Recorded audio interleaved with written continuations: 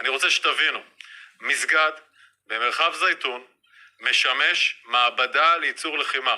לוחמים נכנסים למסגד, מבצעים סריקה, אחרי שבדקנו שאין מלכודים, נכנסים לתוך המסגד הזה, מוצאים פיר, ביחד עם לוחמי יהלום, מוצאים פיר, בנוסף לפיר הזה ירידה ומדרגות, ושם מגלים סדנה לייצור רקטות. These were Hagari's words last night as he provided details of the operation, explaining that troops entered the mosque, conducted scans to ensure safety, and then uncovered a hidden tunnel shaft and staircase within the premises. Hagari expressed strong condemnation, stating terrorists manufacturing rockets in a mosque, using Islam and the symbols of Islam to create terror. The Zaytun neighborhood, identified as a Hamas stronghold in the southern part of Gaza City, adds another layer of significance to this discovery. Hagari asserted that the IDF is committed to exposing Hamas's exploitation of civilian sites for terrorist activities and vowed to continue efforts to unveil such instances. This revelation raises concerns about the misuse of religious spaces for terror purposes and adds to the large amounts of ammunition found every day among Gazan civilian infrastructure. What you can see is military equipment, full-scale military equipment. This is not something that was cooked in somebody's backyard. It is not something that two people came to talk about. This is years-long planning, a lot of funding. There is huge money. And moving on, the IDF released a number of videos on Sunday offering resounding evidence that Hamas used the Al-Shifa hospital as a base for terror activities and even brought hostages to the hospital on October 7th. Additionally, the IDF released a video of a Hamas terror tunnel, a massive tunnel right under the hospital. Let's take a look.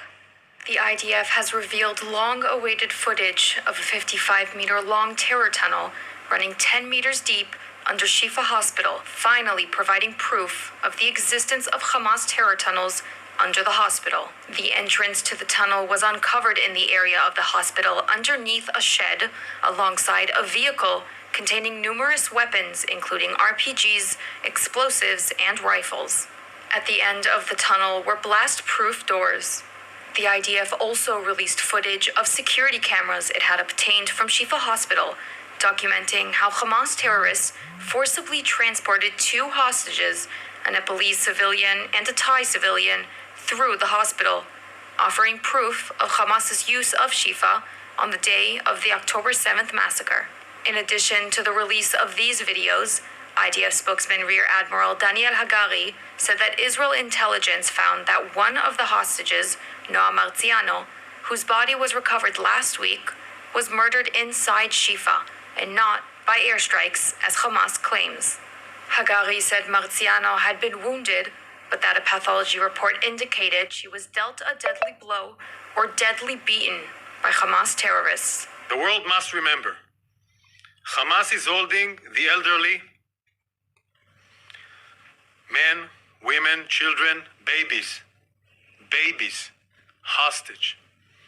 The Israel Defense Forces has a moral obligation to bring every one of our hostages home. We will not rest until we do. Well, last night we had the opportunity to sit down with Lieutenant Colonel Jonathan Conricus to discuss the state of the war after more than 40 days and what the IDF's objectives are in light of the truce developments. Let's take a look at what he had to say about the IDF's conduct, long-term strategy, and the pause in fighting.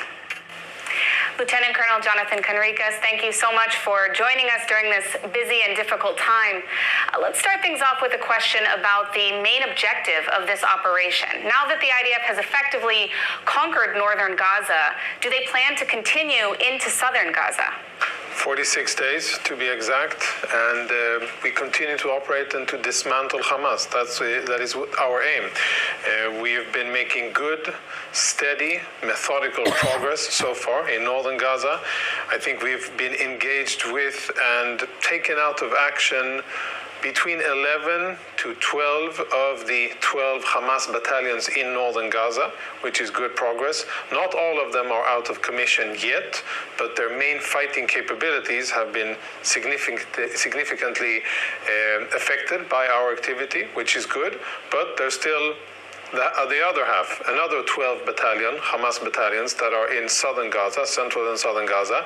And of course, I think everybody understands that in order to prevent a second October 7th, and in order to prevent another terror attack from Gaza, we have to make sure that we take out all of Hamas capabilities, and that is what the IDF intends to do. So if the IDF is continuing to hunt down Hamas terrorists in southern Gaza, what protections will be provided for Palestinian civilians, especially given the fact that nearly 1 million of them have fled from the north to the south? Yeah, the human situation in southern